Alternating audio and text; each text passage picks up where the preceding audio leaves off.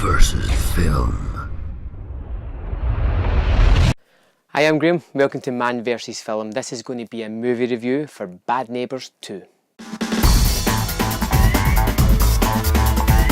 Bad Neighbours 2 is directed by Nicholas Stoller, the man that brought us the original Bad Neighbours, The 5-Year Engagement, Get Him to the Greek and Forgetting Sarah Marshall. The movie stars Seth Rogen, Zac Efron, Rose Byrne, Chloe Grace Moretz, Dave Franco, Lisa Kudrow and Selena Gomez.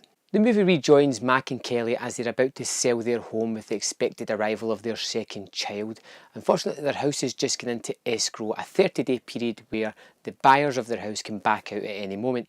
Unfortunately for Mac and Kelly, a sorority has just moved in next door. The original Bad Neighbours came out in 2014 and was a surprise success. It was a really fun, entertaining comedy. This one returns with some new additions, a lot of familiar faces and a very familiar premise.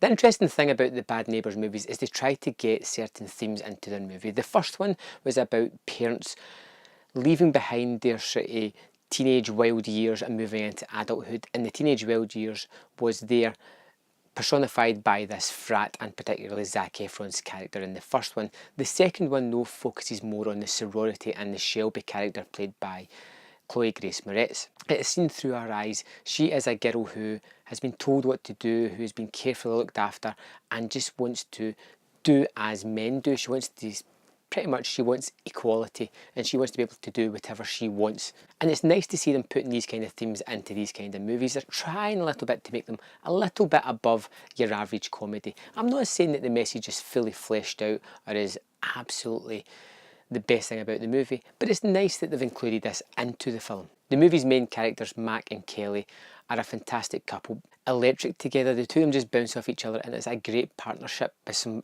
great comedic moments. One of the best parts of this movie is Zac Efron's Teddy's character. He has one of the best scenes in the movie, particularly when he meets up with his old college friends, his old fraternity, to see that they've all moved on. They're all succeeding in their own way. They've all adapted well, moving from frat life into adulthood and careers, and they find their vocation. Whereas Teddy has regressed. He's still hanging on to the college years. He's still living the dream of his frat. And he has a sobering moment where he realises that he's not like his old college friends anymore. They've all moved on and become successful. He is not like the teen frat persons as well because he's too old to be in amongst that. And his soul searching leads him back to Mac and Kelly in their hour of need, as they just need to get rid of this sorority. Teddy could be the man to help them. Bad Neighbours 2 is just a funny movie. It is a great, entertaining movie, and it's best seen on the big screen with a large crowd with you as well, all in the same mood. I managed to see this relatively quick after it opened, and it was a packed cinema, and everybody, the place was just electric. Everybody was laughing at the same bits. It actually amplified the movie itself. I don't know if it's going to be as good at home or on Netflix or that. So if you get the chance to go to the cinema and see this, I highly suggest that's what you do. Now the main stars of the movie are Moretz, Rogen, Byrne and Efron.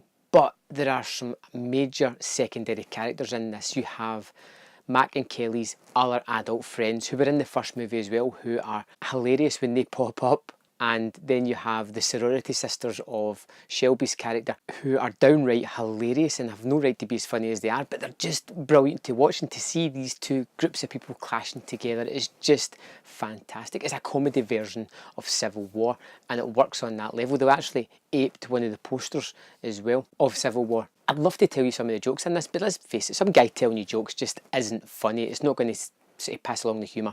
If you've seen the first Bad Neighbours and you liked it, you will probably like this because it is a better movie. It is just better all round. The characters are more fleshed out and the actors feel comfortable in their roles. The humour is just hilarious and it has lots of side characters to sort of fall away to for comedic moments. Bad Neighbours 2 manages to include some interesting topics into its actual movie, but above all else, it is a funny movie, and from a comedy, what more do you really want? I enjoyed Bad Neighbours 2. It's not the best movie I've seen this year, and I'll probably forget about it in a week or two, but for the experience of being in the cinema with that packed crowd all enjoying it, it was a great experience. I'm going to give Bad Neighbours 2 3 out of 5. Well worth your time, and like I said, see it on as big a screen with as many people as you possibly can.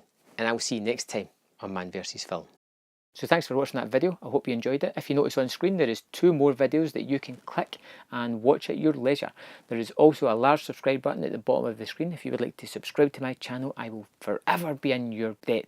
Thanks for watching, and I will see you next time on Man vs. Film.